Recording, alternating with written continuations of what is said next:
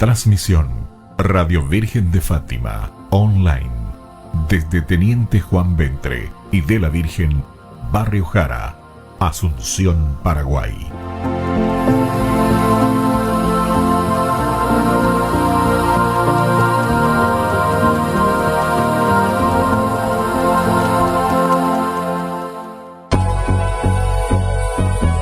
Tremendos momentos. Esas tardes en que solo querés completar tu éxtasis con hits. Estás en la frecuencia correcta. Son tardes únicas. Ahora sentís que cada segundo de tu día vale oro. Somos el motor que te impulsa. Ya no te encuentras solo. Solo no estás. En tu receptor, la Supernova Radio Católica, acompañándote. Compartamos juntos la buena nueva. Fátima.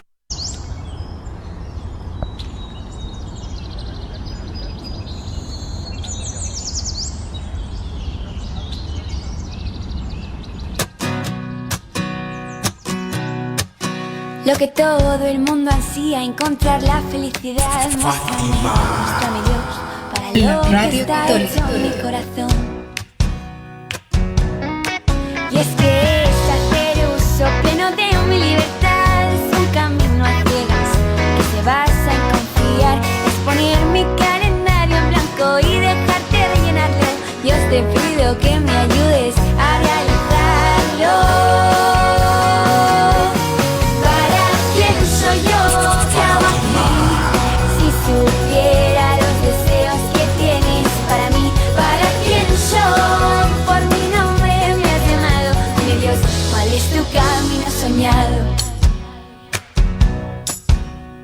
Quiero encontrar mi vocación. Muy buenas tardes a todos. Son las 15, con 33 minutos ya en este miércoles 2 de junio de 2021. Y hoy tenemos un invitado realmente de lujo, el invitado más esperado del programa.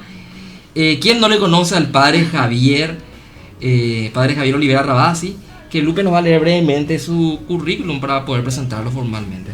Sí, hola, también puedes presentarme a mí, que les voy a estar acompañando el día de hoy, ¿verdad? Y sí, el día de hoy nos va a estar acompañando el padre Rabasi, Javier Olivera Rabasi. Él es sacerdote, abogado por la Universidad de Buenos Aires, profesor universitario de Ciencias Jurídicas y Sociales, doctor en Filosofía por la Pontificia Università en Roma y doctor en Historia en la Universidad Nacional Cuyo. Se desempeña dictando materias y conferencias en el ámbito de la filosofía, las lenguas clásicas y la historia. Publica artículos de actualidad para la revista internacional Infocatólica. Es fundador y director del sitio web Que no te la cuente, dedicado a la apologética histórica, justamente lo que vamos a tratar hoy también, y la falsificación de la realidad. Así que, padre, muy bienvenido a este programa. Creo que ya mencionamos también el tema sobre el cual él nos va a estar hablando, así que dejamos a tu disposición en estos minutos, padre. Bueno, muy buenas tardes. ¿Se me escucha bien? Sí, se te oye. Perfecto, excelente. Bueno, gracias por la invitación en primer lugar. Es un gusto, como siempre, estar con los hermanos del Paraguay. Tengo muchísimos amigos allí, así que, bueno, me habían convocado para conversar acerca de la apologética de la historia, o la apologética histórica. Yo no sé si ustedes prefieren que yo hable simplemente y ustedes después me pregunten, o vamos a hacer un diálogo como quieran. Díganme ustedes, yo me someto a lo que me digan. Como a vos te parezca mejor. O sea, yo considero que va a ser mejor en la exposición, y entonces en base a eso también pueden surgir varias preguntas y posterior a ello, entonces, para ir disipándolas. Perfecto. Bueno, para poder definir primero la que es una apologética histórica, hace falta primero definir qué es la apologética y después qué es la historia, ¿no? O sea, por empezar hay que definir los términos.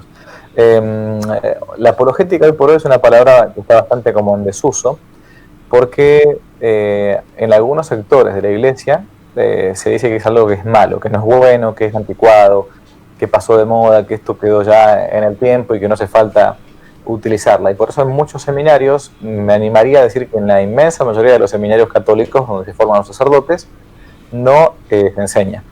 Es una palabra que nos viene de griego. Apologumai en griego significa defender. Apologeo es la defensa de algo, de alguien.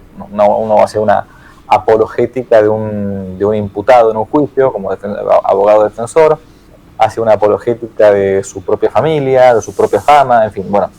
Y se entiende en la Iglesia por la apologética la defensa en concreto de la fe, la defensa de la Iglesia.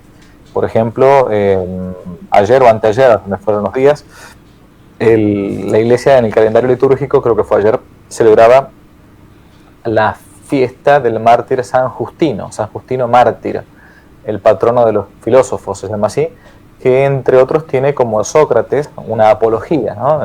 La apología de Sócrates, escrita por Platón naturalmente, es una especie de defensa de la vida de Sócrates. Eso es lo que hace Platón con Sócrates, la apología de Sócrates. Y San Justino escribe su apología para defender sus creencias, por lo cual él finalmente va a morir. San Justino mártir muere por defender la fe. Él era filósofo y después se convierte al catolicismo y después muere por profesar la fe católica. Es decir, los primeros padres de la Iglesia llamaban con este término, esta palabra, apología, apologética, a la defensa de la propia fe. Porque uno solamente defiende lo que ama y uno no defiende lo que no ama. Es muy sencillo. Si yo no amo a mis padres y no los voy a defender. Si algún día alguien insulta a mi madre, y bueno, entonces si yo no la amo, no la voy a defender. Y es por eso que quien defiende algo es porque ama ese algo. Y la apologética entonces es una defensa de la fe, una defensa de la Iglesia, una defensa de nuestra doctrina, ¿no? Por un lado la apologética. Por otro lado, la historia, una apologética histórica, dijimos recién. La historia, como hoy se entiende, algunos piensan que la historia es simplemente el estudio de fechas o de hechos pasados, o de lugares, o de personajes. No. Esa es la historia más bien desde el punto de vista moderno, positivista, de que se hace historia de cualquier tontera, ¿no? De cuál era los gustos de, qué sé yo, del Mariscal López, cuál eran las mujeres del General San Martín, de qué color eran los pantalones que usaba la amante en fin. O sea, eso es chusmerío del pasado, no es historia. Historia, estrictamente hablando, según el sentido clásico de la definición, es el estudio de los hechos trascendentes del pasado. Uno estudia del pasado no cualquier cosa. Probablemente cuando, no sé, pasa el tiempo y nuestros papás o nuestros abuelitos, capaz que ya fallecieron, por ejemplo los míos fallecieron, nadie ha hecho historia de mis abuelos. En mi familia los recordamos, pasamos por ellos, los recordamos con tristeza, con alegría, todo lo que pasa en las familias, pero no hay una historia acerca de Ángel Rabasi, fue mi abuelo materno, o Jorge Olivera padre, que fue mi abuelo paterno. ¿Por qué? Porque capaz que están en el cielo, capaz que fueron santos, pero no, al menos a la vista de todos, no realizaron hechos que trasciendan lo común, que trasciendan, digamos, lo cotidiano. Uno puede estudiarlos entonces a nivel personal, por una cuestión sentimental, familiar, lo que fuera, pero no hay una historia de mis abuelos, por ejemplo. Sin embargo, sí hay una historia de ciertos caudillos, sí hay una historia de Ruiz Montoya, sí hay una historia de San Francisco Javier o lo que fuera. Es decir, porque hicieron cosas trascendentes en el pasado. Por eso la historia se define clásicamente así: el estudio de los hechos trascendentes del pasado, y no cualquier hecho del pasado. Bien, entonces ahí uno por lo menos puede comenzar a enmarcar esto de lo que es la historia y lo que es la apologética, ¿no? Este término, lo digo con mucha simplicidad y con mucha humildad, yo no lo he escuchado otras veces, al punto tal que cuando buscaba cómo llamarle a esto que yo intentaba hacer, no encontraba un término.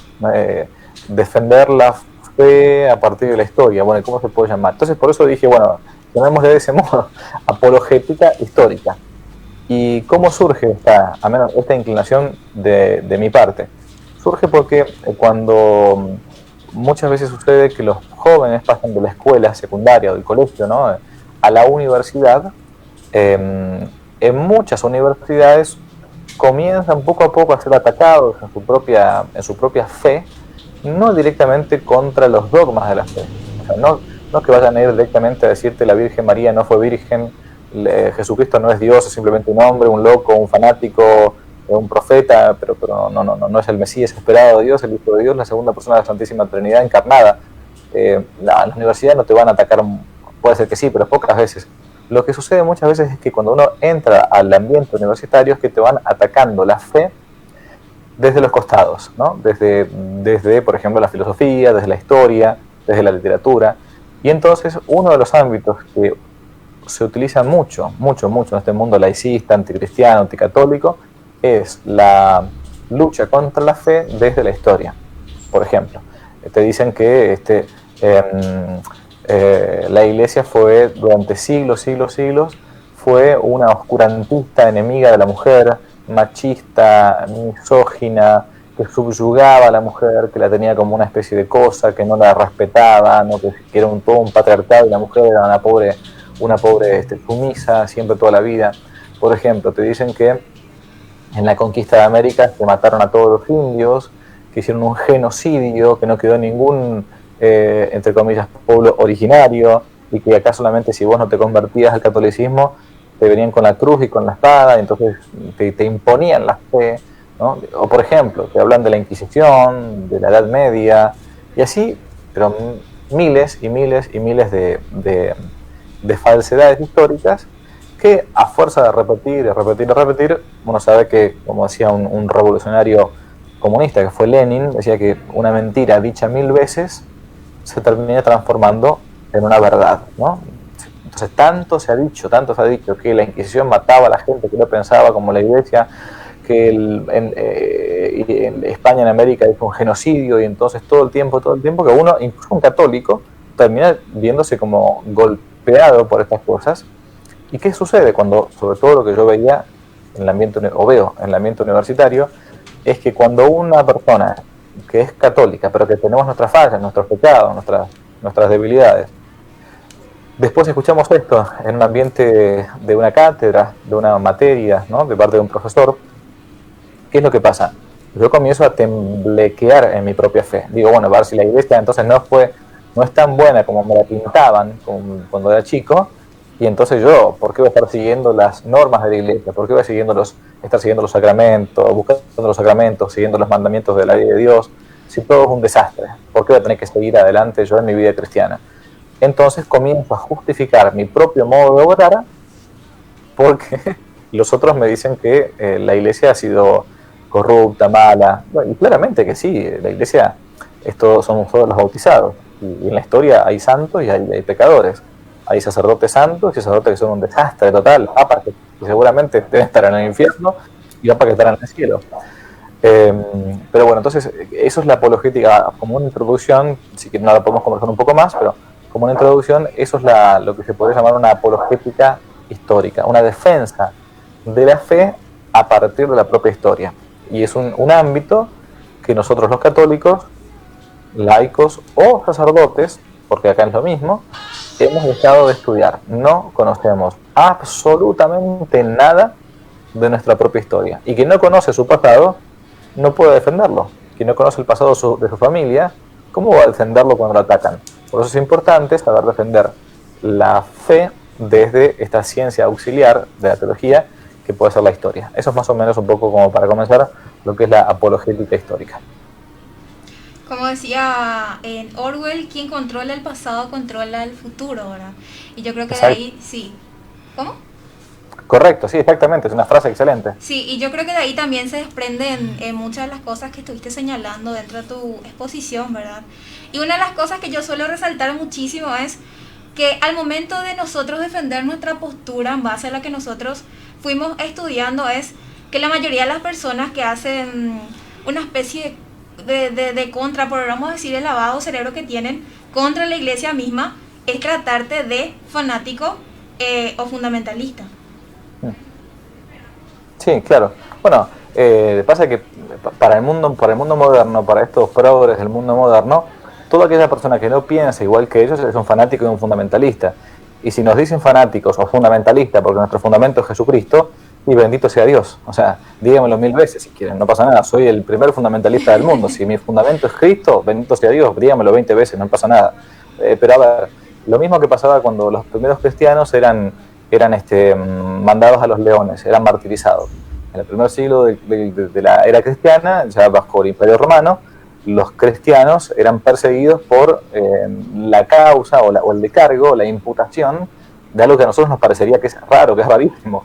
Decían que los primeros cristianos eran ateos, ¿no? Eran contrarios a Dios. ¿Cómo ateos si eran cristianos? ¿Qué sentido tiene? Claro, porque los primeros cristianos no estaban dispuestos a afirmar que todos los dioses eran iguales. En el Imperio Romano existía una cierta tolerancia religiosa, ¿no? Roma se caracterizaba desde el punto de vista del derecho de aceptar a todas las religiones, no tenían ningún problema, que vengan los griegos con sus religiones, los egipcios con sus religiones, los judíos con sus religiones, pero había solamente una cosa que Roma no aceptaba, que una de estas religiones se abrogase para sí, o sea, se arrogase para sí el derecho de decir, esta es la única religión verdadera.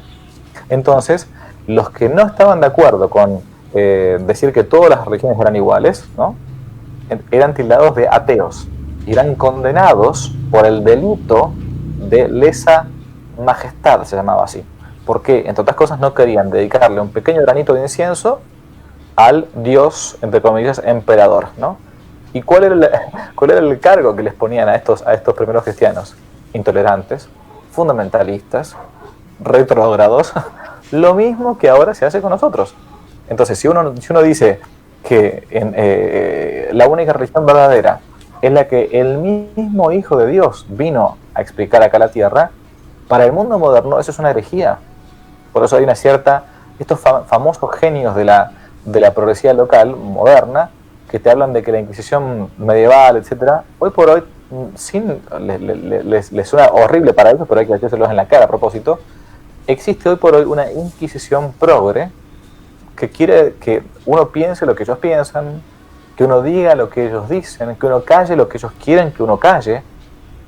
Y no, o sea, nosotros tenemos la libertad de los hijos de Dios.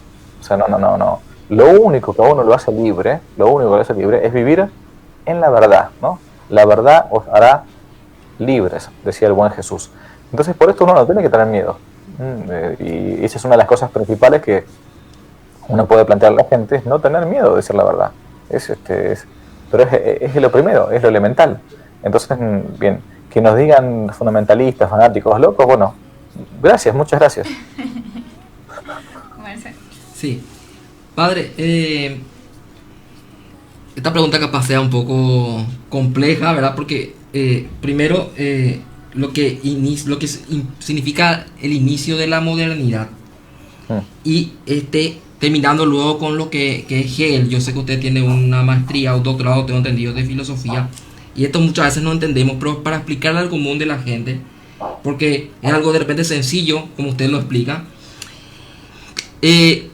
Hay un debate que surge, creo que al iniciar la Edad Moderna, que era de los antiguos contra los modernos, ¿verdad? En el que se cae en esa falacia de que todo lo nuevo es mejor. Entonces, que en Italia, con el Renacimiento, quiere haber supuestamente un retorno a la Edad Clásica. Pero en la Edad Clásica vemos que teníamos adoración a los emperadores, a los faraones, y que mucho hoy hablamos, qué sé yo, de la monarquía como un sistema, como una forma de gobierno, y al monarca se le tiene como, no, él va a ser la voluntad suprema. Y uno estudiando un poco lo que era la función del monarca en la cristiandad, tenía funciones de servir a sus súbditos, inclusive si jodía las bolas, como decimos acá, ¿verdad? Si fallaba algo, el obispo local les comulgaba. Ya no era que se le adoraba, sino que era un servidor de Dios. Correcto. Y entonces esto de la búsqueda por lo mejor, por lo moderno, por dejar lo antiguo, hay un profesor llamado Claudio Mayerer, supongo que usted le conoce, que habla sobre el error de la idea de Edad Media, como que es lo promedio, lo bajo, y que entonces ahí entra la ilustración, ¿verdad? Los filósofos, Diderot, Rousseau, Montesquieu, y que ellos realmente para mi punto de vista y lo que escucho de los maestros, ellos rompen con lo clásico, justamente con lo que es esto de la modernidad.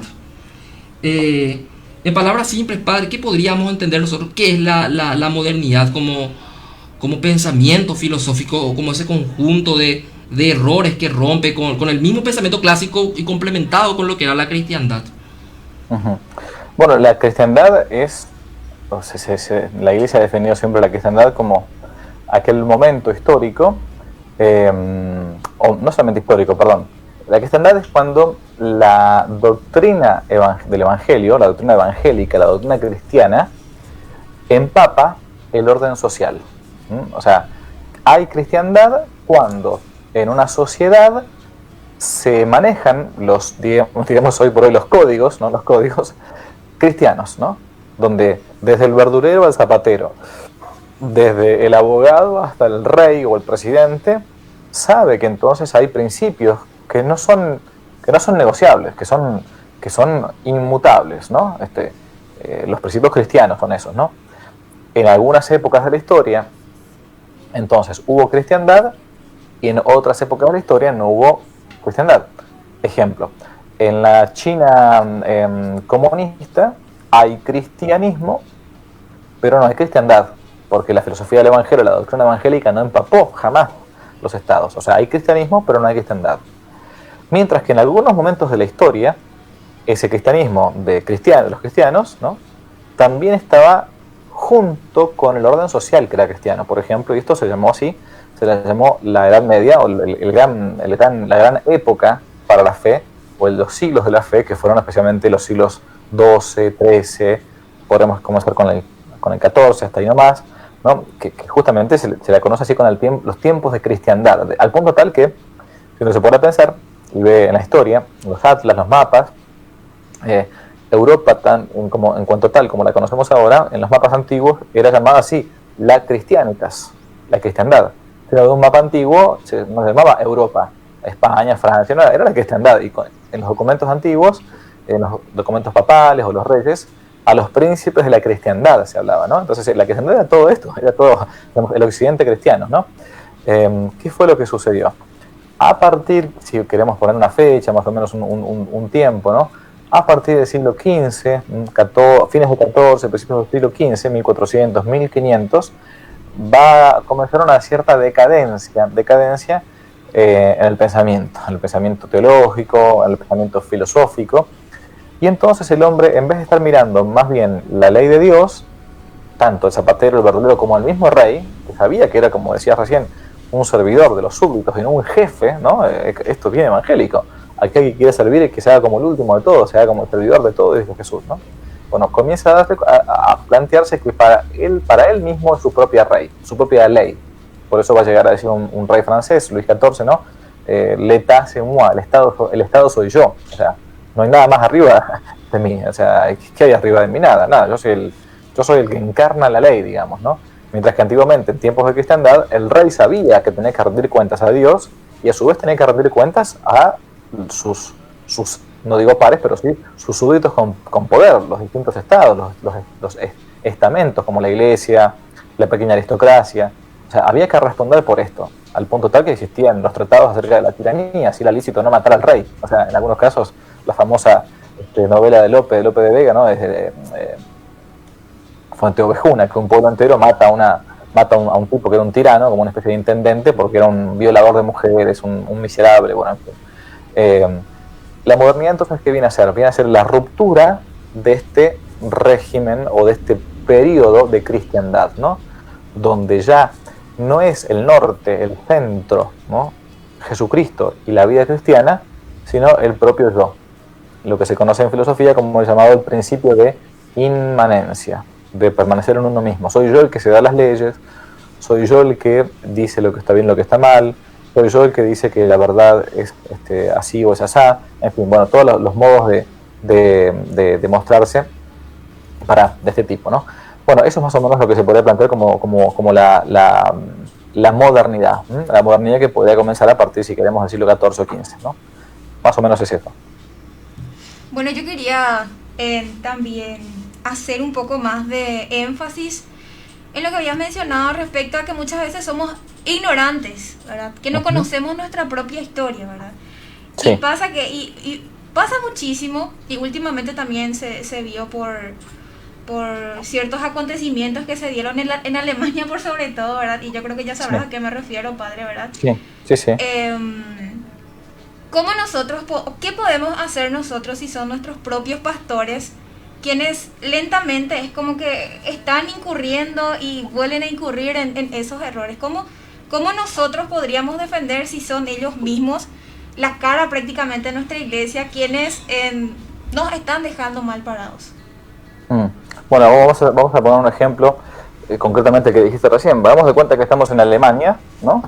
Y nos encontramos con que una gran parte de los obispos alemanes se ha puesto en contra de lo que manda la iglesia. Por ejemplo, se ha puesto en contra de lo que manda la iglesia en concreto respecto de la bendición de las parejas homosexuales, ¿no? O se ha puesto en contra planteando que el sacerdocio también tiene que ser un sacerdocio masculino y femenino. Esto es algo, pero más que definido por la iglesia, súper claro, digamos, no hace falta demasiado. ¿Qué haríamos nosotros si fuésemos alemanes, que vivimos en Alemania, y nos encontramos con que el obispo de nuestra diócesis está con todo este movimiento contrario a lo que dice la iglesia? Bueno, la primera cosa que hay que saber es que la iglesia no son los pastores nada más, ¿no? Los pastores son una parte de la iglesia. ¿Qué significa ser la iglesia? Cualquier bautizado es iglesia. Cualquier persona que esté bautizada forma parte de la iglesia católica. Y de esa iglesia católica sucede que lo que le sucedió a Jesucristo. Algunos de sus apóstoles que estaban para confirmar a los hermanos en la fe, no solamente que no confirmaban, sino que confundían en la fe. Los obispos son sucesores de los apóstoles, ¿no? Y por eso que merecen nuestra reverencia y nuestro respeto. Pero no olvidemos que también entre los apóstoles, entre los sucesores de los apóstoles y los apóstoles, existía uno que traicionó a Jesús, Judas. Entonces, la estadística por lo menos nos dice que 1 de cada 2 se traiciona. Y bueno, esto es una realidad. Si al Señor le pasó esto, si a Jesús le pasó, Dios hecho hombre le pasó esto, que uno lo iba a traicionar, ¿por qué a nosotros no nos puede pasar también que algún pastor traicione? Esto siempre pero es más que claro en la historia. O sea, ha habido, por eso decía al principio, ha habido obispos santos y obispos que pecadores, herejes. Entonces, bueno, la cuestión es que, de vuelta, ¿qué hago yo si soy un fiel laico, vivo en Alemania, y entonces mi pastor en este momento, año 2021, se encuentra con que se está oponiendo a la fe de la iglesia? Bueno, ¿yo qué puedo hacer entonces? Buscaré pastores que sean fieles. Siempre hay algún sacerdote fiel, siempre. Y aún, pongámosle el peor de los casos posibles, que estuviese en una isla y no hubiese ningún sacerdote ni nada, entonces, ¿qué me queda? Bueno, la fe que no depende, mi fe no depende del obispo, mi fe no depende del papa, mi fe no depende del sacerdote, mi fe no depende de mi papá, mi fe no depende de mi mamá. O sea, mi fe depende de Dios mismo. Entonces, es necesario, y volvamos al principio entonces, que yo sepa ir formando mi propia fe y no me quede con la fe que tuve nada más que la enseñanza que tuve nada más que en el catecismo cuando era pequeño y punto. No. Yo no puedo quedarme con esa fe infantil. Hoy por hoy, en el mundo moderno, exige que una persona medianamente madura conozca sus rudimentos, conozca lo elemental de su catecismo. O sea, relea el catecismo alguna vez. Relea, no sé, los evangelios, por ejemplo. Yo conozco católicos que nunca en su vida han leído jamás los evangelios. Jamás. Entonces, cuando hablan con un protestante, no saben qué hacer. No saben cómo responderle. A la primera objeción que le ponen, dicen, no, mirá, la Virgen María no pudo haber sido virgen porque fíjate que tuvo más hijos, porque dice que Jesús tuvo hermanos. Fueron María con los hermanos de Jesús. Y entonces el católico queda así, dice, no tengo cómo responderte. Es una cuestión elemental. Tiene siglos de esa respuesta. Pero como esta, muchísimas. Bueno, hay la inmensa mayoría de los católicos, usted le pregunta, ¿hacen esta objeción? Típica de un protestante, típica de un testigo de Jehová, lo que fuera, y no saben responderla. Entonces, es necesario que uno se forme también, no hace falta ser un genio, repito. Hoy por hoy, que no se forma es porque no quiere, porque tiene todos los medios al alcance. O sea, antiguamente, voy a decir, no tenía plata porque no tenía para comprar un libro, lo que fuera. Hoy por hoy, bueno, puedo entender, tenés un montón de libros en internet, en PDF, seleccionando bien, tenés muchos buenos videos en YouTube para poder ver y formarse. Y a partir de ahí después sí un libro, si que uno quiere. Por eso, mire, como dice algunos del padre Luis Toro, ¿no? Que es un sacerdote venezolano que está siempre en las redes, dice que católico ignorante, seguro protestante. Y tal cual, es verdad. Padre, usted habló también mucho de la identidad de uno, saber su historia, saber quiénes son mis padres, quiénes son mis abuelos, la tradición que uno hereda, no solamente como pueblo, como nación, inclusive en la misma familia. Eso vemos que se rompe en la modernidad y que hasta el mismo pueblo de Israel mantenía. Ellos, una vez al año en la celebración de la Pascua, de la Pesach, tengo entendido de que le hacen recordar como si fuera que ellos mismos le cuentan a sus hijos: yo salí de Egipto. También cuando hablan del orgullo de ser hijos de Abraham, ¿verdad? Aunque ellos son hijos de la carne, nosotros sabemos que somos hijos de la fe de Abraham. Y de que, por ejemplo, eso nos pasa inclusive a nosotros como hispanos. Saber que nuestra madre es América, los guaraníes, todos los pueblos americanos, y nuestros padres España.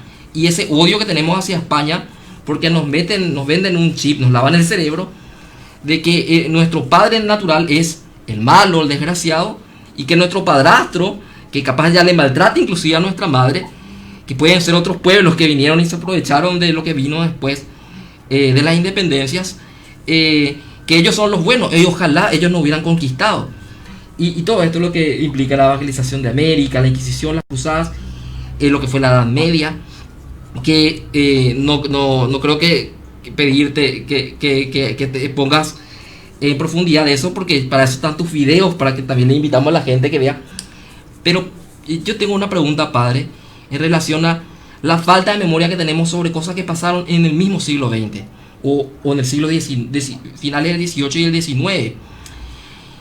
Usted habló de la persecución a los cristianos desde Roma, pero en el mismo Occidente, Europa, que da la espalda a Dios y deja de ser la cristiandad, tenemos historias de persecución que no nos cuentan.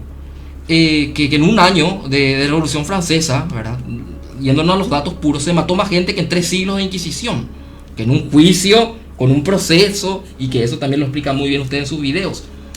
O la Guerra Civil Española. Creo que hay para todos los días un beato, un mártir que ha muerto gritando "Viva Cristo Rey", o los mismos cristeros, que justamente venía ese grito de "Viva Cristo Rey". Yo creo que también ahora, como ya no hay una persecución a fusil, no hay una persecución a que no puedes llevar una estampilla en tu sombrero como los mexicanos en la guerra cristera, o ya no tenemos que hacer capaz, bueno, ahora sí nuevamente, la misa a escondidas, ahora sí por otra situación, pero no nos damos cuenta. No, esto es una cuestión de salud, ¿verdad? Influye el que no sepamos que la masonería, el liberalismo y el socialismo han perseguido a los cristianos hasta hace poco tiempo, y que no nos demos cuenta hoy de que ellos odian la fe, tienen un odio, un fide. ¿Por qué desconocemos, por ejemplo, esa parte de la historia mucho más reciente? Ni siquiera te hablo de las cruzadas, la Inquisición, etcétera.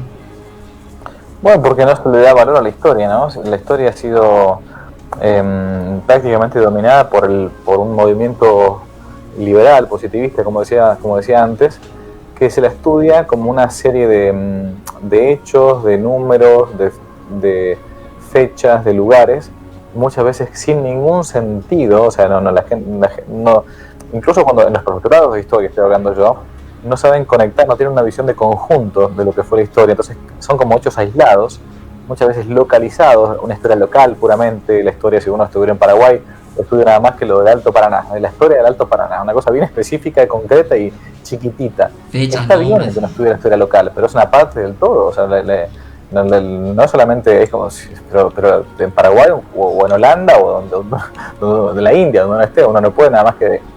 Fíjate que la historia, cuando estudian los antiguos, uno se va a ver los grandes libros de la historia. Se estudió la historia para sacar siempre enseñanza, porque la historia es, como decía Cicerón, es maestra de la vida. Entonces, cuando uno agarra, no sé, las vidas paralelas de Plutarco, se encuentra con que Plutarco hace el paralelo como un arquetipo entre dos figuras. Entonces dice, bueno, a ver, cuando quiero vamos a ver la vida de un gran emperador. Entonces, ¿qué hace? Estudia a Alejandro Magno y a Julio César, y saca después enseñanza de eso.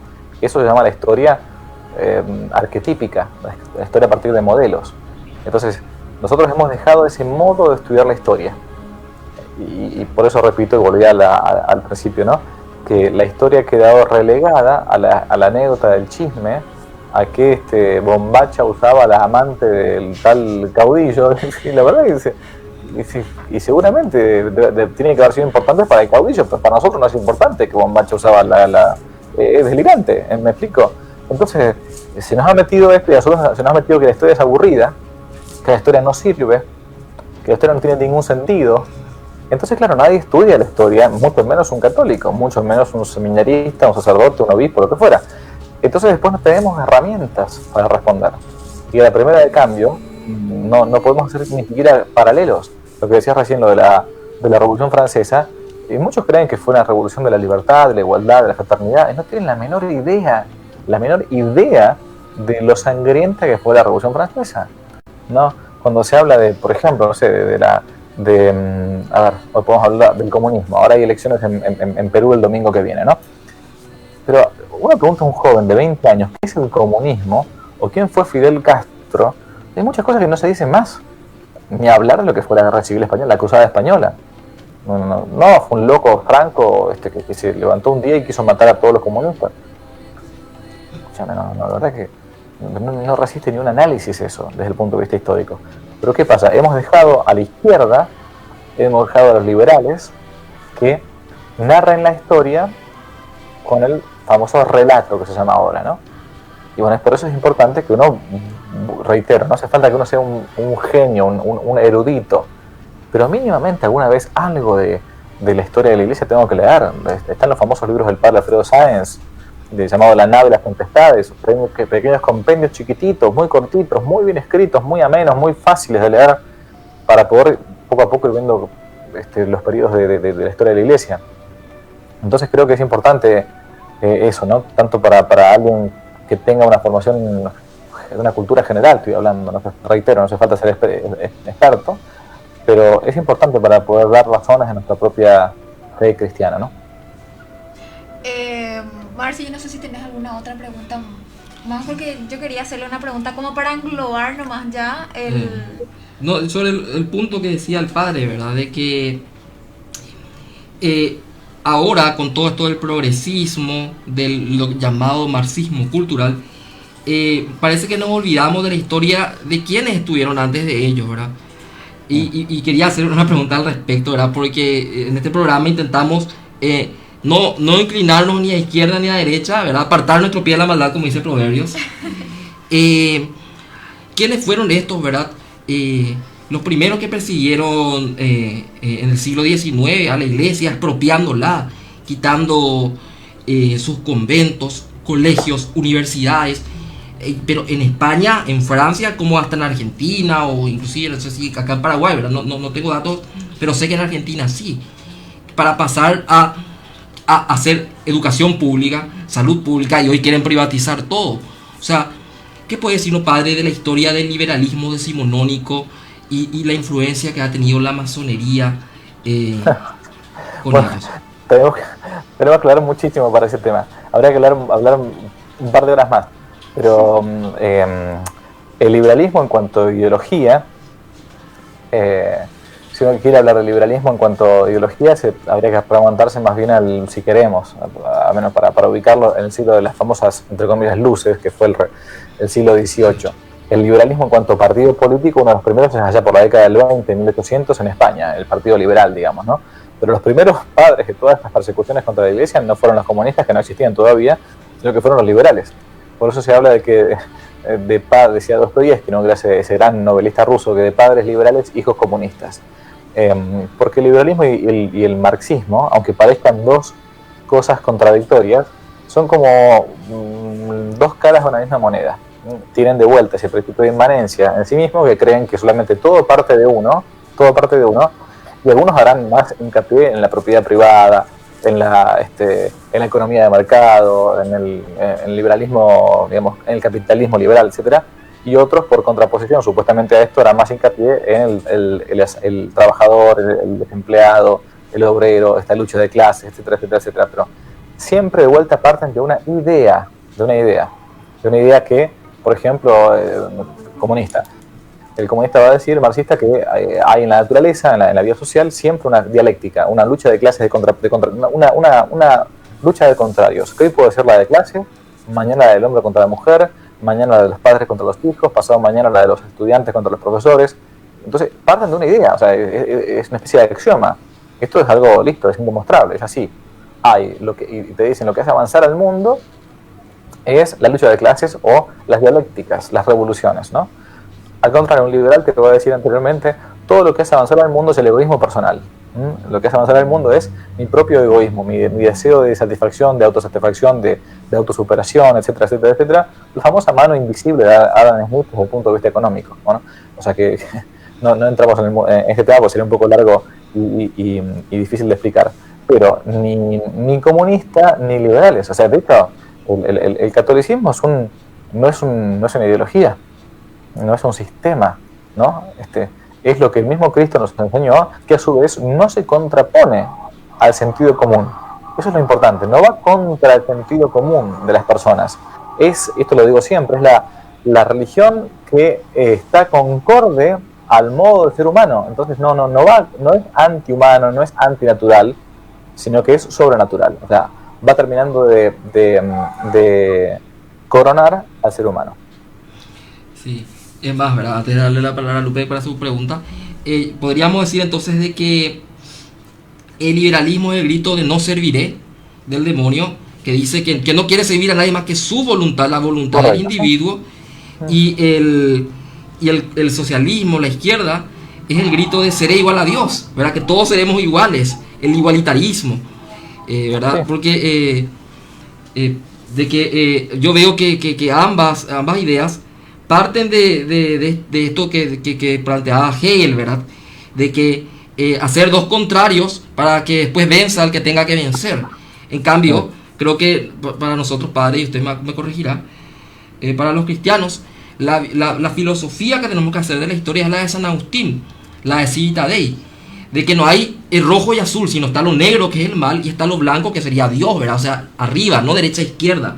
Y de que lo que usted citaba de humanos llenos, ¿verdad? De que poder, que la filosofía del Evangelio gobierne todo a nuestro accionar, ¿verdad? No relegar tampoco a Cristo, a Dios en la iglesia, en los templos, porque eso es lo que nos vino a traer el liberalismo, ¿verdad?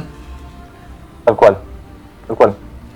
Bueno, entonces, para englobar todo lo que nos estuviste comentando y las preguntas también que estuvimos haciendo, quiero hacerte una pregunta así corta, ¿verdad? Que hace mención justamente a lo que íbamos a hablar, ¿verdad? ¿Qué es lo que tiene que ver, o sea, qué tiene que ver la fe con lo que es la historia? Haciendo un resumen ya de todo lo que venimos hablando, padre. Bien. Bueno, la fe es ese hábito infundido por Dios en el alma, por el cual nos hace creer a nosotros aquellas verdades que Él quiso revelar, ¿no? Eso es una virtud llamada así teologal porque viene directamente de Dios, ¿no? Es infundida por Dios en el alma de todo bautizado, que después poco a poco se va desarrollando, ¿no? Ahora, si a mí me van atacando por medio de algunas ciencias, ¿no? Y por lo tanto, y cuando uno quiere pensar la fe y usar la razón y aplicar la razón a la fe, eso se llama la doctrina cristiana o la teología, ¿no? La teología, así eso es teología, es aplicar la razón al datos revelados, ¿no? Ahora, cuando alguien ataca ciencias auxiliares de la teología, como por ejemplo puede ser la historia, y uno no sabe responder a esas falsedades o esas supuestas refutaciones que vienen desde la historia, entonces me puede crear a mí un conflicto en mi propia fe. Es por eso necesario que uno aprenda o sepa cómo responder desde una defensa, desde una apologética de la historia, para no sucumbir, para no caer ante los peligros o los ataques que quieren darle a nuestra propia vida cristiana, a nuestra propia fe. Ahí está la relación entre fe e historia, ¿no? Saber defender la historia por medio de la defensa de la historia, defender a esa ciencia llamada teología y a su vez a nuestra propia fe. Excelente, Marce. Sí, padre, como para cerrar, dos mensajitos que podría dejarnos. Uno, para la gente mayor que sigue la radio, porque esta es una radio parroquial, ¿verdad? y que no tiene capaz la facilidad de entender términos complejos, que se necesitan libros de historia buenos, acordes a la ortodoxia. ¿Cuál sería la receta para ellos para entender, por ejemplo, la importancia histórica de Fátima ante el comunismo, del Sagrado Corazón, ante lo que se venía de la Revolución Francesa?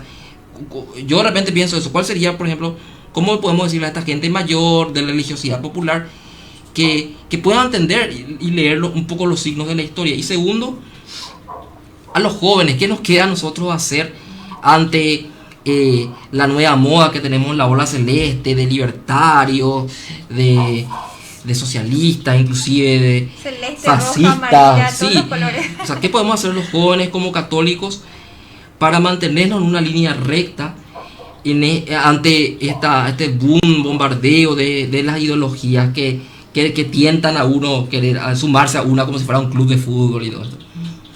A los más grandes que nos den el ejemplo, ¿no?, de vida cristiana. O sea, cuando uno tiene 60 años, uno se va haciendo más grande y todo, se da cuenta de que solamente hay tiempo para preparar el alma. Esta es la verdad.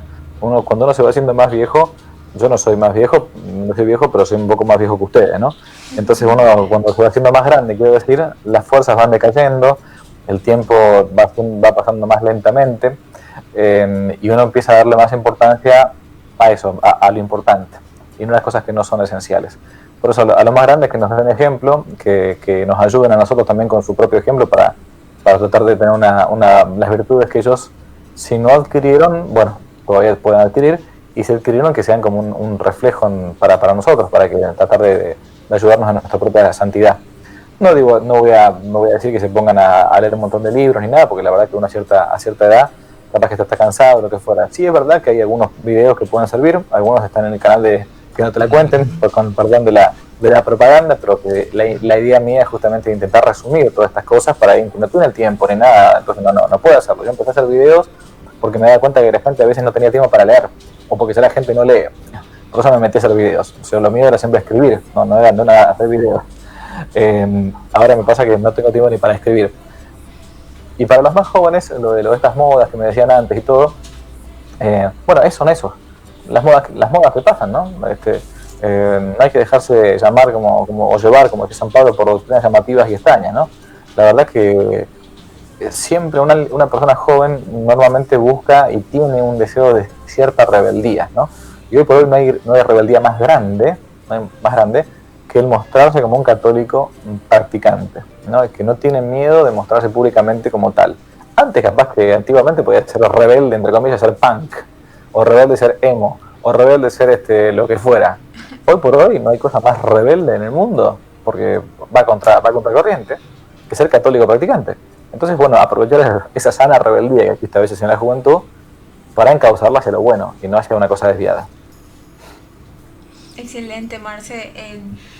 Yo creo que nosotros estamos interesadísimos en conocer muchísimo más, porque aprovechar lo que vos tenés para decirnos, tus conocimientos y demás, Padre, es valiosísimo para nosotros, pero también entendemos tu falta de tiempo, como nos estás comentando ahora.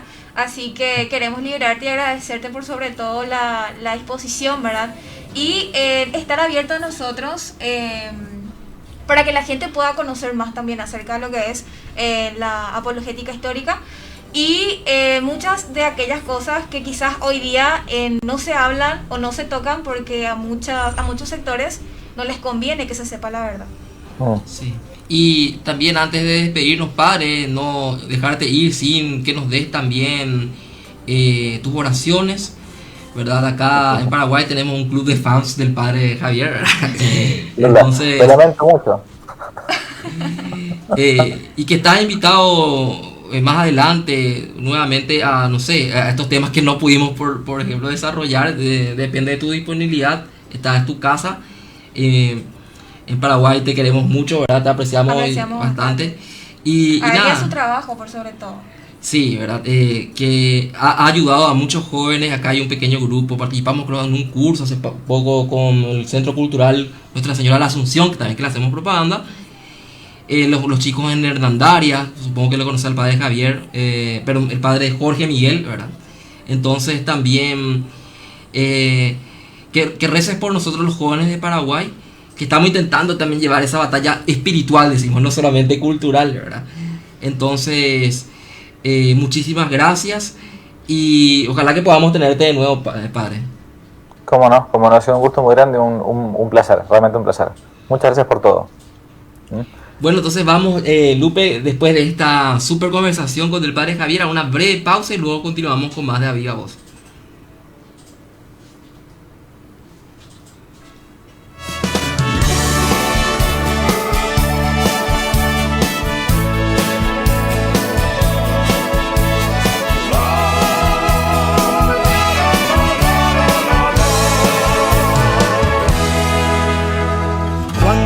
Veces corriste cuando Dios te estaba llamando.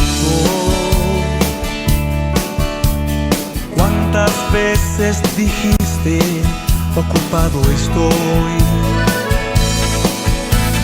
Fueron los días, los meses y también los años, pero Dios siempre esperando a que tú regresaras.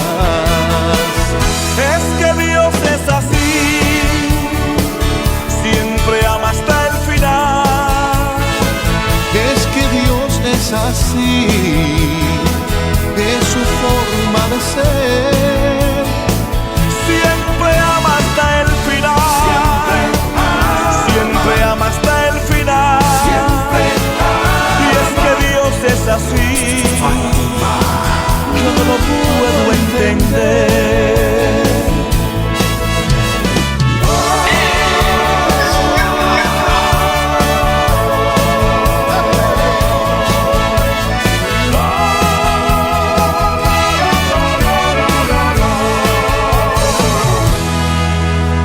Nunca reprochó que tú le negaras.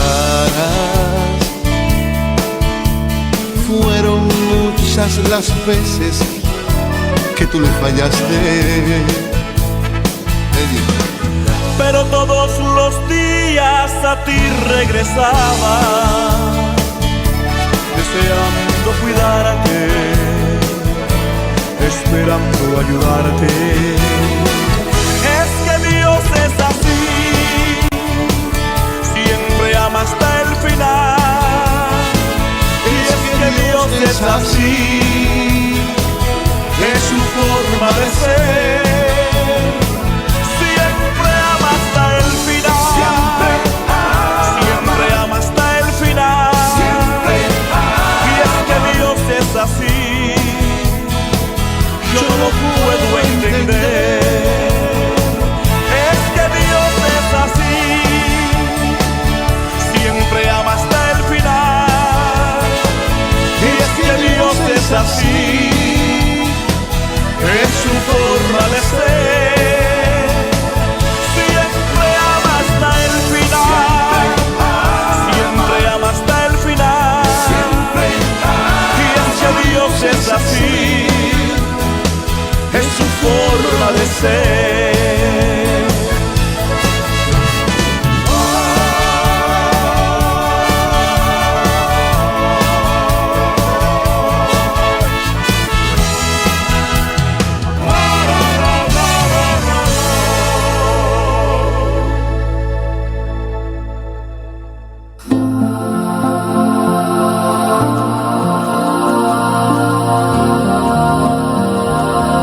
En transmisión, Radio Virgen de Fátima, online, desde Teniente Juan Ventre y de la Virgen, Barrio Jara, Asunción, Paraguay.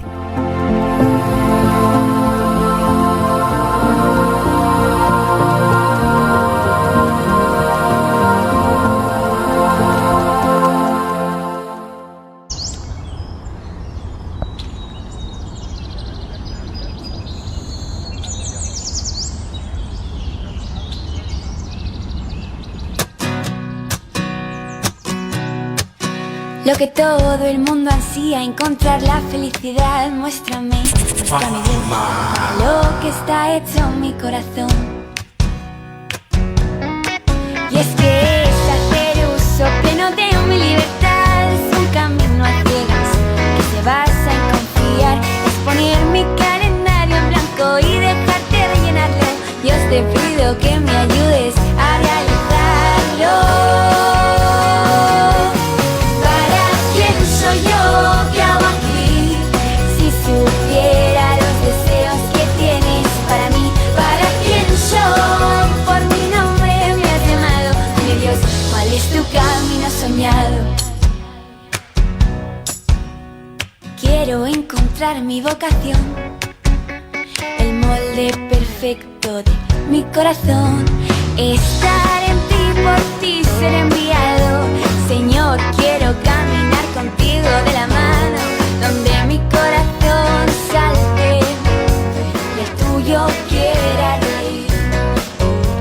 Señor, tú solo sabes. Bueno, son las 16:27 de este miércoles 2 de junio. Recién estuvimos con una entrevista espectacular, hablando sobre la importancia de la historia, de conocer la historia de la iglesia, de las persecuciones, y la recomendación que nos dio también el padre Javier de leer la serie de libros de la nave y las tempestades, un libro buenísimo del padre Alfredo Sáenz, que nos habla por todas las dificultades que pasó en la iglesia. A pesar de sus momentos de oro, siempre ha tenido persecuciones, dificultades. Entonces, un buenísimo libro como para empezar a indagar sobre la historia de la iglesia, la nave y las tempestades. Y también los consejos que nos dio acerca de no tener el acceso a esos libros también que él mencionaba. Tenemos acceso a internet, la mayoría lo tiene, ¿verdad? Entonces, también conocemos de su canal, ¿verdad? Da conferencias excelentes, entonces dedicamos menos tiempo a las redes sociales y nos metemos un poquitito para tratar de formarnos como corresponde, ¿verdad? Porque muchas veces pasa que conocemos a las personas, o sea, a los cristianos católicos solamente por el nombre, pero en realidad de católico no tienen nada. Sí. También ya una vez hablamos aquí de la Virgen de Fátima, la aparición de la Virgen en Fátima, la importancia que tiene que ver eso, por ejemplo, con algo concreto de la historia, que es este gran dragón rojo del comunismo que ha perseguido y matado a muchísimos cristianos. O también cuando hablamos un poco sobre lo que fue la Revolución Francesa, que Luis XIV, el abuelo del rey que fue decapitado en la Revolución, fue advertido por la vidente del Sagrado Corazón de Jesús de que si no ponía en la bandera de Francia, que era la blanca con la flor de lis, el Sagrado Corazón de Jesús, vendría algo terrible para Francia, que tenía que consagrar su país al Sagrado Corazón. Y justamente ahora estamos en junio, el mes no del orgullo, el mes del Sagrado Corazón de Jesús. Marce, ¿tenés una invitación para hacerlo también? Sí, ahora vamos a entrar en un bloque ya para lo que sería el precongreso eucarístico parroquial que estamos viviendo ya desde el lunes y que concluye, tiene la cereza en la torta, este 6 de junio, que inicia a las 7:45 de la mañana y culmina con el rezo del rosario, del ángelus, perdón, a las 12 del mediodía, aquí en la parroquia. Le esperamos a los coordinadores, a los coordinadores de grupos y a los equipos, y también a las comunidades, a los coordinadores de las comunidades. El tema es cómo lo reconocemos, cómo reconocemos a Jesús. Y tiene 3 temas: la Eucaristía, la economía de salvación, que dimos el lunes; la celebración litúrgica de la Eucaristía, que fue el martes, ayer; y el tema que hoy iniciamos, el sacrificio sacramental. Bueno, en cuanto al sacrificio sacramental, como mencionás, podemos decir que es una acción de gracias, memorial y presencia. La Eucaristía se celebra y se vive desde los orígenes de la vida eclesial y con una forma tal que en sustancia no ha cambiado a través de la historia, como misterio de salvación, siendo obediente siempre al mandato del Señor. En la víspera de su pasión, hagan esto en memoria mía. O sea, no es que de la noche a la mañana se le ocurre a un pastor nomás, vamos a hacer esto y vamos a hacer de esta forma, de esta forma y de esta forma. No, Cristo mismo fue quien instituyó la Eucaristía, entregándose así Él para nuestra salvación. Así mismo dice la palabra memorial, que significa más que un recordatorio, un festejo, como un cumpleaños. es hacer presente lo que se vivió. Como mencionábamos el tema de la Pascua, recordar nuestra historia, de dónde venimos, que fuimos esclavos de Egipto. Y eso es lo que se renueva, de que fuimos esclavos del pecado y que Cristo nos renovó, nos hizo nacer de nuevo con el bautismo y se hace presente ante nosotros en la Eucaristía. Cumplimos este mandato del Señor celebrando el memorial de su sacrificio. Al hacerlo ofrecemos al Padre lo que Él mismo nos da, nos dona, que son estos dones de su creación, el pan y el vino, convertidos por el poder del Espíritu Santo y las palabras de Cristo en el cuerpo y en la sangre del mismo Cristo. Así Cristo se hace real y misteriosamente presente. Por lo tanto, debemos considerar a la Eucaristía. Primero, Lupe. Debemos de considerarla como acción de gracias, como ya habíamos dicho al comienzo. Acción de gracias y alabanza al Padre. También como memorial de sacrificio de Cristo y de su cuerpo, y como presencia de Cristo por el poder de su palabra y de su espíritu. O sea, no es una mera representación nada más lo que nosotros celebramos en la misa, sino es la presencia real de Cristo en la Eucaristía. La naturaleza, que es creación de Dios, nos da estos dones que son el trigo y el vino, las uvas.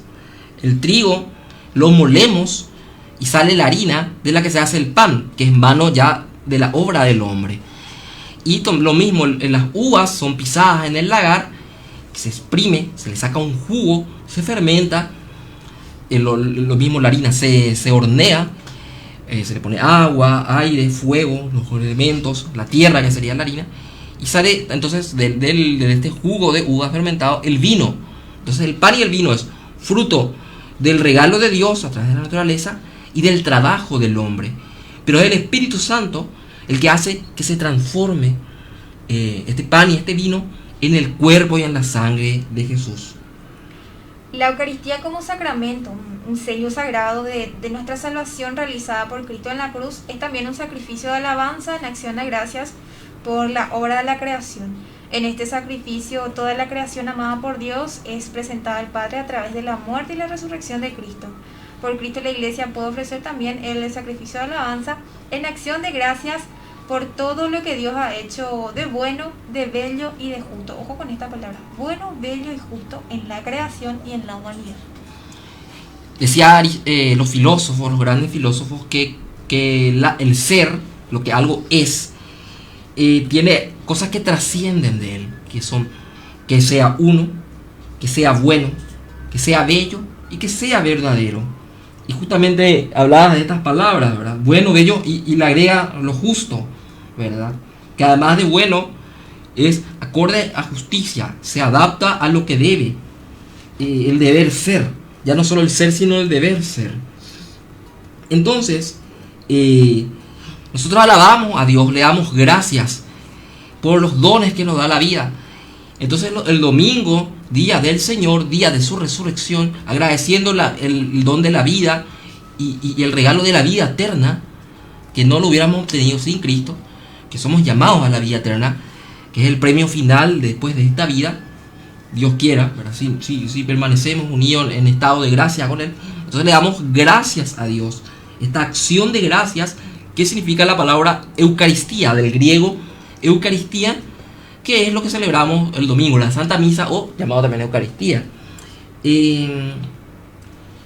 La Eucaristía entonces es un sacrificio de acción de gracias al Padre, una bendición por la cual la Iglesia expresa su reconocimiento a Dios por todos sus beneficios, por todo lo que ha realizado mediante la creación, la redención nos perdona y la santificación nos hace santos.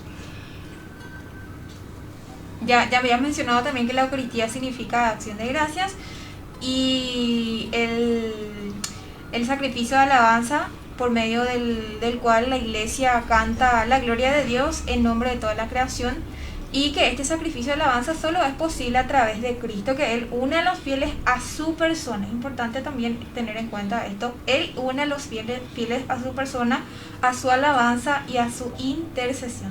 De manera que el sacrificio de alabanza al Padre es ofrecido por Cristo y con Cristo para ser aceptado en Él. El memorial sacrificial de Cristo y de su cuerpo, que es la Iglesia. De los 4 evangelios, 3 son los sinópticos, significa que son parecidos entre ellos 3, que son Mateo, Marcos y Lucas. Y el Evangelio de San Juan omite la parte de la consagración eucarística, pero nos da un hermoso relato de lo que ocurre en esa última cena, donde Jesús da un largo discurso donde nos invita, a el mandamiento del amor. El mandamiento mío, dice: ámense los unos a los otros como yo les he amado. No hay mayor amor que el que da la vida por sus amigos. Y le dice: ustedes son mis amigos. Mañana tendrán prueba de este amor en la cruz. Les lava los pies y les dice, o dice al Padre, mejor dicho, orando por ellos: Padre, que ellos sean uno como tú y yo somos uno. Y acá en este texto, en este fragmento, en este párrafo, nos habla de la importancia de la unidad. Nos hacemos uno con Dios, uno con Cristo. En la Eucaristía, el cuerpo de la asamblea presente en el templo es el cuerpo de Cristo. O sea, la iglesia es el cuerpo de Cristo, el cuerpo místico de Cristo. Pero ahí somos más a un cuerpo de Cristo, porque nos alimentamos de su carne y bebemos su sangre, nos nutrimos de él y somos parte de nosotros con él. Cuando vos comes un pedazo de un asado, de cerdo, de vaca, vos asimilás y ese alimento se hace parte de tuya.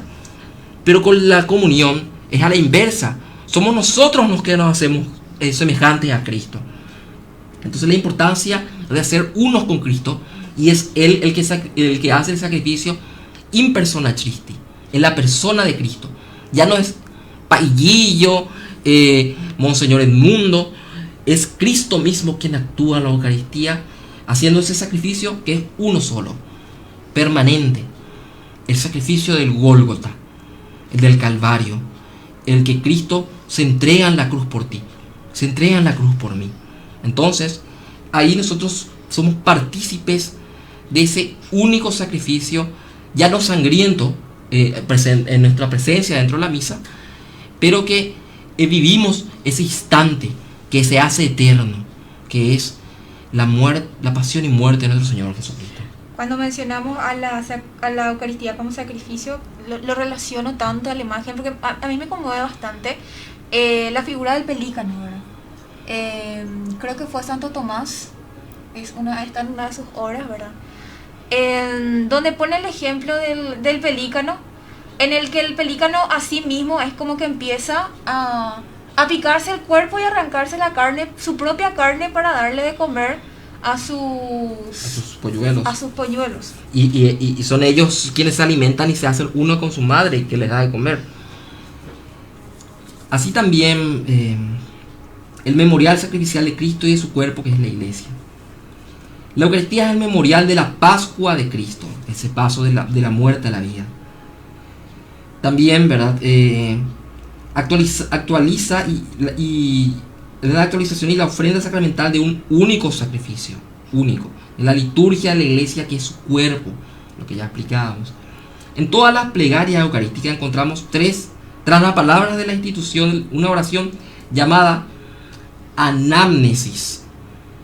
Esta palabra anamnesis o memorial, en el sentido empleado por la Sagrada Escritura, el memorial no es solamente un recuerdo de los acontecimientos del pasado, sino la proclamación de las maravillas que Dios ha realizado en favor de los hombres, Lupe. El memorial también dice que recibe un sentido nuevo en el Nuevo Testamento, cuando la iglesia celebra la Eucaristía. Hace memoria de la Pascua de Cristo, y esta se hace presente. El sacrificio que Cristo ofreció de una vez y para siempre en la cruz permanece siempre y actual. Es más, ¿verdad? Estos acontecimientos se hacen en forma presentes y actuales. De esta manera Israel entiende su liberación de Egipto cada vez que celebra la Pascua. Los acontecimientos de Egipto se hacen presentes a la memoria de los creyentes, a fin de que conformen su vida a estos acontecimientos. Por ser memorial de la Pascua de Cristo, la Eucaristía es también un sacrificio. El carácter sacrificial de la Eucaristía se manifiesta en las palabras mismas de la institución de ella, ¿verdad? Esto es mi cuerpo, que será entregado por ustedes. Este cáliz es la nueva alianza en mi sangre. Este cáliz es la nueva alianza en mi sangre, que será derramada por ustedes. Estas son palabras de Cristo. Es más, el sacerdote cuando hace esto tiene que hacerlo de forma lenta, se inclina y luego mira la cruz y tiene el misal unas letras enormes, y creo que en roja, pero no recuerdo el color del misal, pero enormes, porque es tan sagrado ese momento, ¿verdad? Porque son las palabras mismas de Cristo, y como Cristo actúa por medio de él, esto es mi cuerpo, lentamente lo dice. Es un momento sagrado. Nosotros, cada vez que participamos de la Santa Misa, asimilamos lo sagrado de ese momento. Es algo que debemos de preguntarnos, de saber vivir que Dios mismo está ante ti, ante tu cara. Dios se pone frente tuyo, ¿verdad? Entonces, lo importante de esto, Lupe. Y al momento de recibirlo también. Totalmente, aún más. Estamos comiéndole a Dios, en otras palabras. Dios se hace alimento, como dice una canción. La Eucaristía, pues, un sacrificio porque se hace presente, como ya dijimos, el sacrificio de la cruz. Porque es su memorial y aplica su fruto. Cristo, nuestro Dios y Señor, se ofreció a Dios Padre una vez por todas, muriendo como intercesor sobre el altar de la cruz a fin de realizar para ellos, o sea, nosotros los hombres, nuestra redención eterna. Sin embargo, como su muerte no debía poner fin a su sacerdocio en la última cena, la noche en que fue entregado, quiso dejar a la iglesia, su esposa amada, un sacrificio visible, como lo reclama la naturaleza humana, donde se presentará el sacrificio sangriento que iba a realizarse una única vez en la cruz, cuya memoria se perpetuará de manera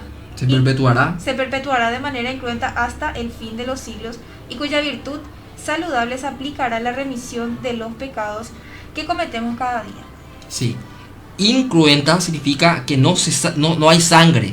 Cruento es algo sangriento, cruento. E incruento es que no hay sangre, en el sentido de que no se derrama más sangre a celebrar la misa. No es que le matamos a una persona, no es un sacrificio que agarramos a un animal y le matamos. O un acto caníbal. Claro, o muchos actos satánicos. Hay en muchos países, hoy en Estados Unidos, la iglesia satánica que existe quiere que no haya persecución religiosa. Atendé esto, porque ellos tienen el derecho de su libertad religiosa de hacer abortos como algo sagrado para ellos. Es un rito sagrado el acto de abortar, de matar a un ser inocente como un niño antes de nacer, es para ellos como la misa, así, algo sagrado. Para muchos católicos no es sagrado, parece que un evento social, parece la Santa Misa. Nos vamos, nos sentamos, nos paramos, nos sentamos, empezamos a charlar, a chismosear con nuestra amiga, con la vecina. Parece que no vivimos ni mencionamos lo sagrado que es ese lugar en el que entramos, la casa de Dios. Nuestras abuelas antes se ponían el velo para entrar en el templo y tenían miedo de pisar fuerte en el templo, no hacer ruido, porque están entrando ante este lugar que Dios le decía a Moisés: quítate tus sandalias porque estás pisando tierra, lugar sagrado. Y decías, Lupe, el altar, el sacerdote y el sacrificio. Cristo está presente en los tres. Cristo es el altar, Cristo es lo que hace sagrado a la víctima, porque el altar era sagrado y bendecido, y ahí se mataban animales cada tanto, y el altar era lo que hacía sagrado a la víctima. Cristo también es la víctima, es el cordero sin mancha, que no abre la boca, que callado es matado, en silencio, sin gritar, sin una lágrima, hasta sin un ruido, sin reclamar, calladito. Ese es el sacrificio del cordero inmaculado, del cordero sin mancilla, sin mancha, que es sacrificado en el altar. Y Cristo es el sacerdote, es el sumo sacerdote, el que le entrega a Dios Padre el sacrificio por nuestros pecados, para expiar nuestros pecados, sacrificándose a sí mismo. Y también dice algo importante en los hombres. Dice Jesús: lo que hagas al otro me haces a mí. En el prójimo también está presente Cristo, en la Eucaristía, en el altar, en la hostia, en el Santísimo Sacramento, de manera más excelente, y también en el prójimo. Cuando dimensionemos, ¿verdad? O seamos un poco más conscientes de lo que nosotros vamos a ser testigos al ir a misa, yo creo que muchas actitudes van a cambiar.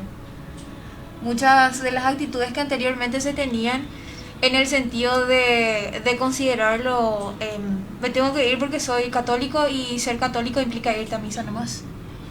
Y no querríamos, decía no sé qué santo, creo que era el santo cura de Ars, San Juan María Vianney, que decía, si nosotros entendiéramos un poquitito de lo que es la misa, no querríamos salir del templo, no querríamos que termine.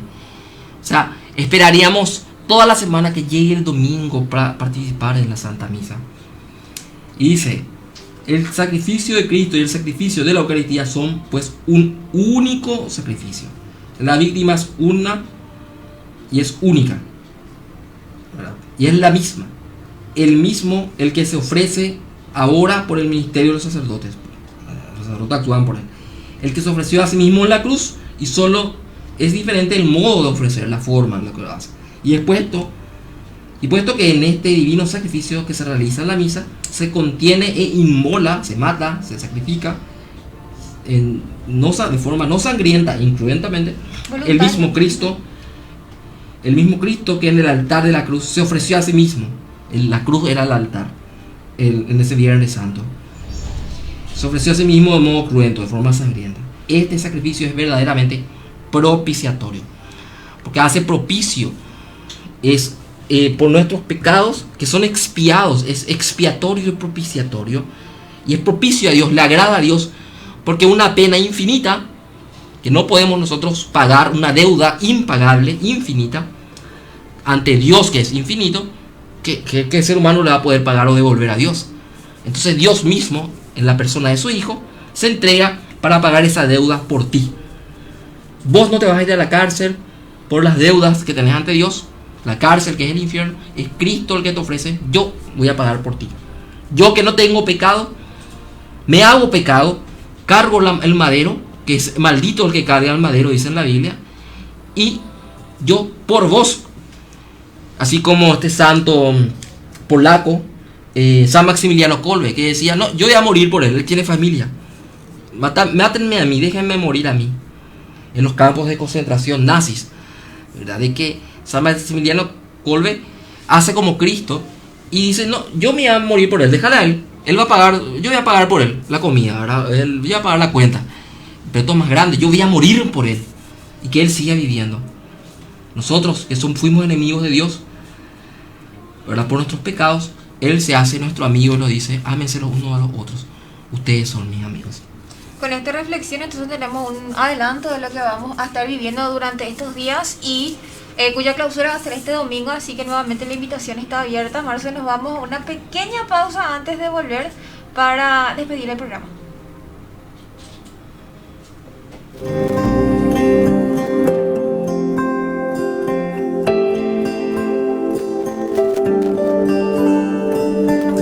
Este es el lugar donde quiero encontrar quién soy para ti, quién soy en verdad. Solo en ti encuentro paz. Sé que escuchas mi voz, puedo ver tu obrar, y aunque sienta dolor, solo quiero adorar, solo quiero adorar. Ven y llena este lugar con tu gloria y majestad, con tu gracia y con tu amor, oh Jesús mi Salvador. Este es el lugar donde encuentro libertad. Me salvaste, Señor, pues en la tempestad tú me fuiste a rescatar.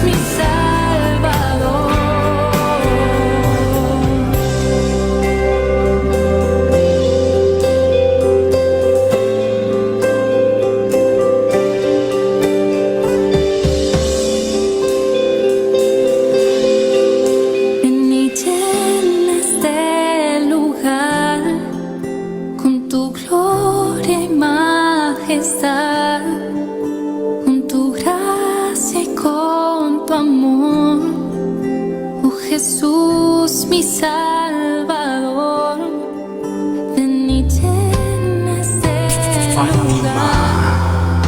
Ven y llena este lugar. Ven y llena este lugar. Ven y llena este lugar.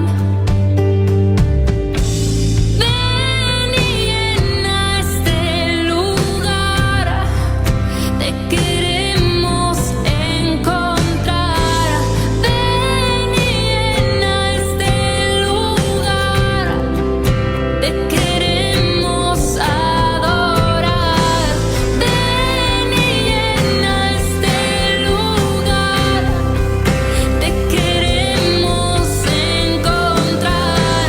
Ven y llena este lugar. Te queremos adorar. Ven y llena este lugar con tu gloria y majestad, con tu gracia y con tu amor. Oh Jesús, mi Salvador, ven y llena este lugar con tu gloria y majestad, con tu gracia y con tu amor. Oh Jesús, mi Salvador.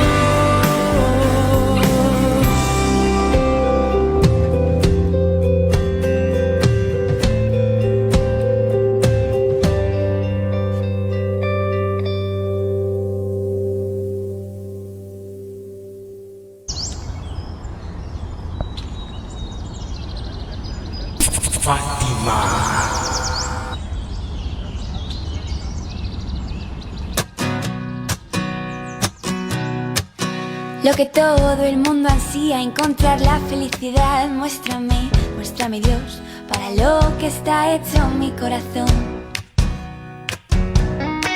Y es que es hacer uso pleno de mi libertad. Es un camino a ciegas que se basa en confiar. Es poner mi calendario en blanco y dejarte rellenarlo.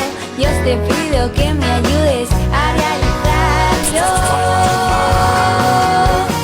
¿Para quién soy yo? ¿Qué hago aquí? Si supiera los deseos que tienes para mí. ¿Para quién soy? Por mi nombre me has llamado. Dime Dios, ¿cuál es tu camino soñado? Quiero encontrar mi vocación. El molde. Ya son las 16:55. Ya se nos fue el programa, Lupe. Pero no queríamos irnos sin antes invitar a que sigan viendo la radio, sigan viendo los programas, compartiendo nuestra fe, que nos hablará sobre la Eucaristía y el sacrificio de la Iglesia, el amor en acción, la Eucaristía en su visión eclesial, y el programa El Cenáculo, que hará ya lo que sería el momento de oración y de alabanza con acción de gracia, memorial y presencia, el cierre de lo que llevamos hoy miércoles del congreso, del precongreso radial, eucarístico radial, que estamos llevando en esta semana, para luego el domingo encontrarnos y poder reflexionar sobre la importancia de la Eucaristía en este año de la Eucaristía, Lupe. Y bueno, de esta forma entonces vamos cerrando el programa. Desde ya agradecemos muchísimo la sintonía, vamos a decir, y nos estaremos encontrando entonces oportunamente el próximo miércoles a las 15:30 horas con mucho más invitados, mucho más información. Marce, esto es Adiós.